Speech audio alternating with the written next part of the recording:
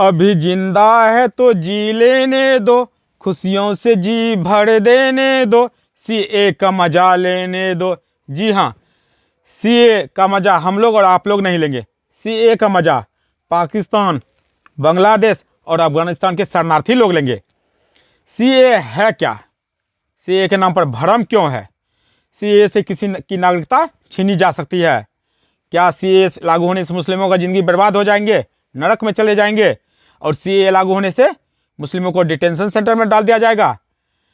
Video को last तक देखिए, तभी समझिएगा कि सीए से किसी का जिंदगी आ भी सकते हैं, किसी का जिंदगी जा भी सकते हैं, बर्बाद भी हो सकते हैं।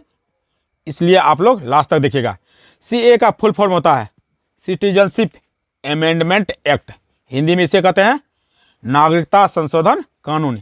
यह 11 मार्च 2024 को लागू भी कर दिया गया। गृह मंत्रालय अधिसूचना जारी कर दिया गया है। इसे सीए इंडिया कानून लागू हो चुका है। सीए नागरिकता कानून से पहले भी भारत में नागरिकता देने का कानून है। यह भाग 2 आर्टिकल 5 से 11 तक में इसका चर्चा किया गया है और यह भारतीय नागरिकता के बारे में विस्तार से बताया गया है। भारतीय नागरिकता जो है 1955 अधिनियम में 3, 4, 5, 1 और 5 के 4 में यह दिया गया है कि जिसका जन्म जो है 26 जनवरी 1950 से 1 जुलाई 1978 के बीच हुआ है, चाहे वह इंडियन हो या न हो, लेकिन इंडिया में जन्म हुआ है तो भारतीय नागरिक होंगे 1950 से 1978 के बीच में। और चाहे माता पिता कहीं का भी हो, लेकिन उसका संतान इंडिया में जन्म हुआ है तो वह इंडियन नागरिक होंगे। और दूसरा कह रहा है कि वंश द्वारा, कहने का मतलब 26 जनवरी 1950 को जन्मे कोई भी विदेश में जन्मे बच्चा, चाहे उसका माता इंडिया क्या हो या पिता इंडिया का हो, माता या पिता कोई भी एक इंडियन होगा तो वह इंडियन नागरिक होंगे, यानी कि वंश के आधार पर उसे नागरिकता मिल जाएंगे। तीसरा कहा रजिस्ट्रेशन के द्वारा, यानी रजिस्ट्रेशन के द्वारा आपको रजिस्ट्रेशन के द्वारा भी नागरिकता मिलते हैं। यदि इंडिया में आप लोग 10 साल निवास कर लिए हैं, 10 साल रह चुके हैं, तो भारत सरकार देशीयकरण प्रमाण पत्र देता है और उससे आपको नागरिकता मिल जाएंगे। यदि आप रजिस्ट्रेशन कर रहे हैं तो 6 वर्ष पूर्व रह चुके हैं या 6 माह पहले रह चुके हैं, अभी जो प्रेजेंट कानून है वह 10 वर्ष है, यानी कि 10 वर्ष तक आप रह चुके हैं। यदि 10 वर्ष रह चुके हैं तो आपको नागरिकता मिल जाएंगे।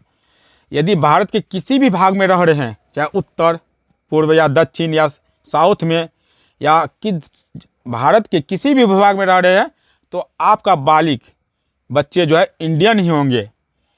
जो स्त्रियां भारतीय से विवाह करेंगे या कर लिए हैं या भविष्य में करेंगे, वह भी भारतीय हो जाएंगे, भारतीय नागरिक भी हो जाएंगे। यदि राष्ट्रमंडल का कोई भी व्यक्ति राष्ट्रमंडल का अगर इंडिया में नौकरी कर रहा है तो वह भारतीय नागरिकता ले सकते हैं, वे भी आवेदन दे सकते हैं। यदि भारत भूमि का विस्तार करेगा, भूमि विस्तार यानी कि पीओके या तिब्बत या अक्साई चीन को यदि भारत में मिला लेंगे, इंडिया भारत में शामिल कर लेंगे इस भूभाग को, तो वहां रह रहे पीओके में जो आदमी रह रहे हैं, पाक ऑक्यूपाई कश्मीर या पाक अधिकृत कश्मीर में जो व्यक्ति रह रहे हैं, या तिब्बत में जो व्यक्ति रह रहे हैं, अक्साई चीन में जो व्यक्ति रह रहे हैं, चाहे हिंदू, मुस्लिम, सिख, ईसाई, जैन, पारसी, सब स्वयं ऑटोमेटिक वह जैसे ही शामिल करेगा इंडिया में, वह भारतीय नागरिक हो जाएंगे। उससे किसी को नागरिकता लेने की जरूरत नहीं है, अपने आप नागरिकता मिल जाएगी। लेकिन सीए की बात है, सीए जो है पाकिस्तान, बांग्लादेश, अफगानिस्तान से आए हुए गैर मुस्लिम, मुस्लिम नहीं गैर मुस्लिम, जिसमें शामिल है हिंदू, सिख, जैन, ईसाई, पारसी और बौद्ध परिवार को यहाँ का नागरिकता मिलेंगे। यानी कि इन लोगों को जो है धार्मिक रूप से जो प्रताड़ित हुए परिवार है उन्हें भारतीय नागरिकता दिए जाएंगे। CA 2019, इसमें 2019 में संशोधन किया गया था और यह 2024 में उसे पूरे देश में लागू कर दिया गया। यह भारत सरकार के पोर्टल या ऐप के जरिए ऑनलाइन रजिस्ट्रेशन करवाना होगा। यदि आप इंडिया में 5 वर्ष रह चुके हैं, पहले 10 वर्ष था, अब कर दिया है 10 के बदला कहाँ कर दिया 5 वर्ष। यदि 5 वर्ष रह चुके हैं इंडिया में तो आपको बताना पड़ेगा कि क्यों यहाँ का नागरिकता लेने चाह रहे हैं। यदि आप ऐप के माध्यम से CA के माध्यम से अगर नागरिकता लेना चाह रहे हैं तो आपको पोर्टल के माध्यम से बताना होगा क्यों इंडियन नागरिकता लेना चाहते हैं। अगर वो धर्म से तंग हो गया है, धार्मिक प्रताड़ना दिया गया है, तो इस धर्म चेंज नहीं किया लेकिन देश छोड़ दिया है, तो उसे CA के माध्यम से नागरिकता दी जाएगी।